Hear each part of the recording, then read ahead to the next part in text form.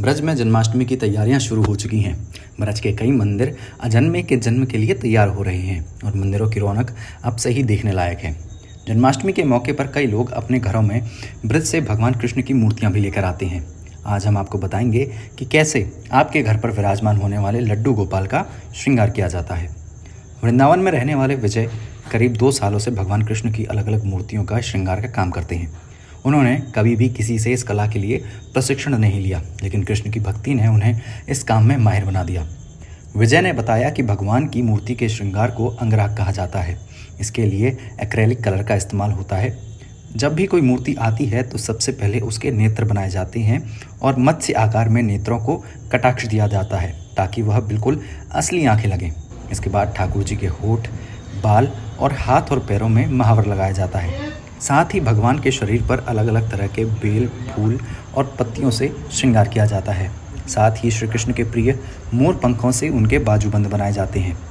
कई लोग भगवान कृष्ण के कपड़ों का भी अंगराग करवाते हैं। इसके अलावा अलग अलग संप्रदायों के अनुसार तिलक भी किए जाते हैं, जिसमें गौड़िया संप्रदाय, हरिदासी, हरिवंशी, निम्बार्की समेत कई संप्रदायों के तिलक शामिल होते हैं। उसके बाद भगवान के मुख पर भी कई प्रकार का श्रृंगार किया जाता है, जिसे कोलका, चंदन या बेल बूटे का श्रृंगार कहा जाता है। साथ ही एक मूर्ति को सजाने में करीब 1.5 घंटे का समय लगता है।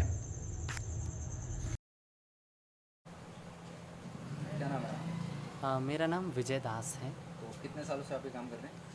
मुझे लगभग इस काम को करते हुए 2 साल हो चुके हैं।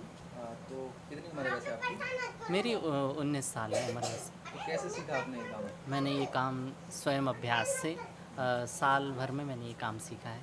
तो ठाकुर जी का कैसे श्रृंगार किया जाता है पहले बताइए। जब आते हैं तो क्या क्या होता है? देखिए, कुछ विग्रह दुकानों में सेल होते हैं, वो आते हैं सबसे पहले बनने के लिए, तो उनके मत्स्य आकार में कटीले नेत्र बनाए जाते हैं। नेत्र एकदम रियलिस्टिक रूप से बनाए जाते हैं, जो कि एकदम हमारे नेत्र होते हैं वैसे ही दिखें। उसके बाद नेत्र बनते हैं, नेत्र के बाद लड्डू बनाया जाता है। लड्डू के बाद जिस संप्रदाय के आप हो, उसी जैसे गौड़िया संप्रदाय, निम्बार्की संप्रदाय इत्यादि प्रकार के तिलक बनाए जाते हैं। उसके बाद आप ठाकुर जी का श्रृंगार, जैसे चंदन श्रृंगार, माथे पे चंदन श्रृंगार होता है, बेल बूटा, बेल से श्रृंगार होता है।